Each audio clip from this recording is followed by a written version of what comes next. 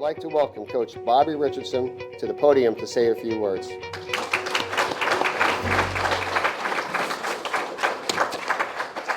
We have a little group called the Romeo Club, retired old men eating out.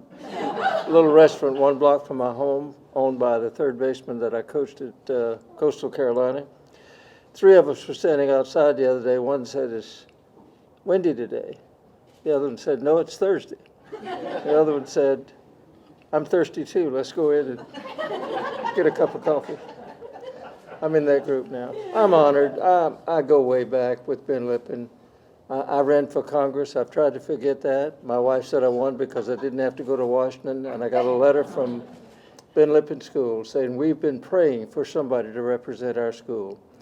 And he said, "We would like to have Betsy as a mom for the missionary kids." It was a missionary school at that time, just upper grades, 9, 10, 11, 12. And I can remember Betsy sitting on the porch and some of those kids coming down and talking about things in their life they really needed some help in. It was a wonderful 2 years that we had at that time at Ben Lippin School. My son Robbie played for Bob Weber. What a great coach he was, and all the coaches were great.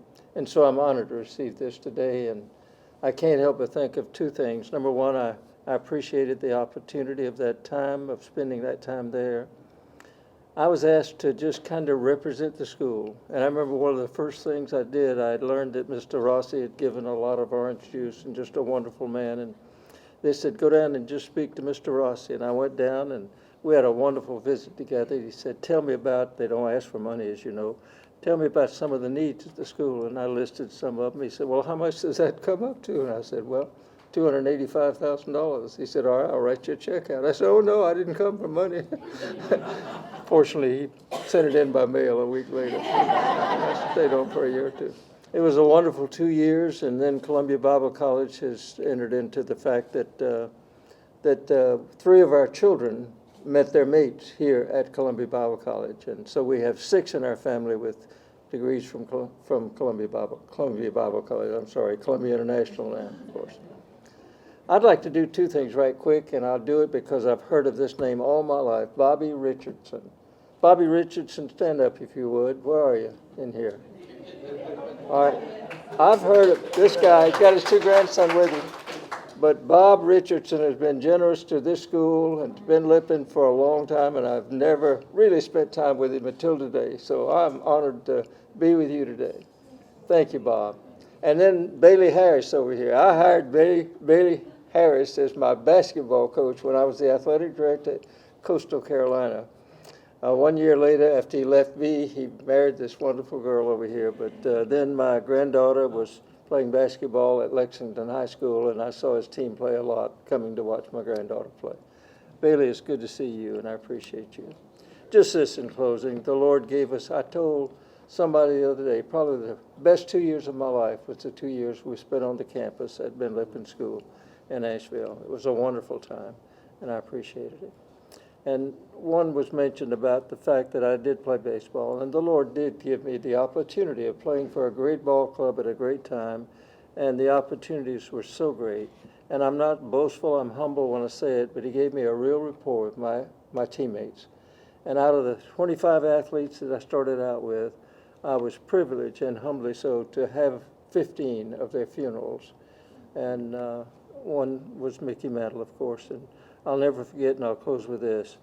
Mickey Mantle came to know the Lord in a wonderful way, and I remember going into him that day. I had a call. He wanted to spend his last days with Betsy and I, and we flew out to Dallas, Texas, and I remember that I had just heard the interview not too long before when Bob Costas interviewed him on national television, a very poignant interview, and he was talking about he'd been through Betty Ford, he doesn't drink anymore. And then he said, "But I still have a void in my heart." And at that time, I remember so well, I received calls, and everybody knew the void was there because he didn't know and love the Lord Jesus. But I remembered going back, and I remember the times that I'd fly into Detroit, and the sports writer that loved the Lord would say, "Hey, Rich, I'm coming out. I know where there's a church that has an early service. If any of you guys want to go, I'll be glad to take you." And I can't tell you how many times Mickey went with me to one of those church services. I remember one in Minneapolis. A friend of mine was a pastor, and we didn't have a ride, but we took a cab out. And I said, now, Mickey, because you're here, we have to leave a little early. They'll want your autograph, and we'll be late for batting practice. Well, when he cut it off, we'd moved out when I thought he was finishing up, and he cut it off like that, came running out and said, I want a picture of my son with Mickey Mantle. And we were there for about 20 minutes late, and I remember that was the start of Baseball Chapel because Red Barber was there, and he said, why don't we just have it right in the clubhouse? He said, I'm a lay leader in the Methodist Church. I'd love to start it. We did start it. I went with this sports writer to the Commissioner of Baseball. He gave us $20,000 to start Baseball Chapel, and every team in baseball now has it, not only in the major leagues, but right to the minor leagues. But the one thing I'll close with is because some time ago, way back, Johnny Bench asked me to speak at the Oklahoma Hall of Fame, and the great Indian athlete, what was his name? Somebody?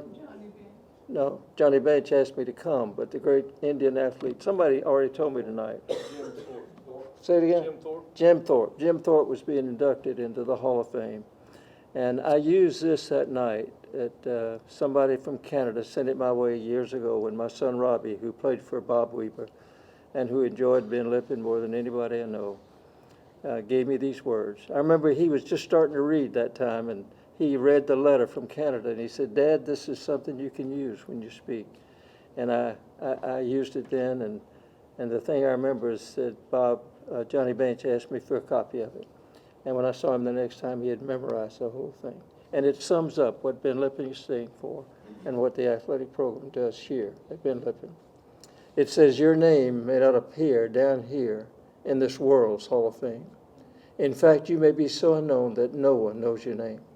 The trophies, the honors, the flash bulbs may pass you by, and neon lights are blue. But if you know and love the Lord, then I have news for you. This Hall of Fame is only good as long as time shall be. But keep in mind, God's Hall of Fame is for eternity. This crowd on earth, they soon forget the heroes of the past.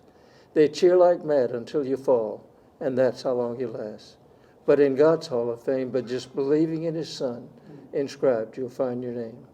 I tell you, friend, I wouldn't trade my name, however small, that's written there beyond the stars in that celestial hall, for every famous name on earth or glory that they share. I'd rather be an unknown here, have my name up there. And so I'm honored in a humble way here today, and I appreciate the school so very much. Thank you for this honor. Thanks.